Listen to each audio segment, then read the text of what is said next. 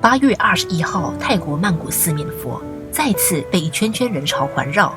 因为现场齐聚了5大宗教，用各自宗教的力量告慰在爆炸案中的亡灵，以及为泰国祈求平安与稳定。这场别开生面的宗教大会由婆罗门教祭司主持，现场庄严隆重，南北传佛教僧人、伊斯兰教、基督教、婆罗门与印度教以及锡克教同步发出主导的力量。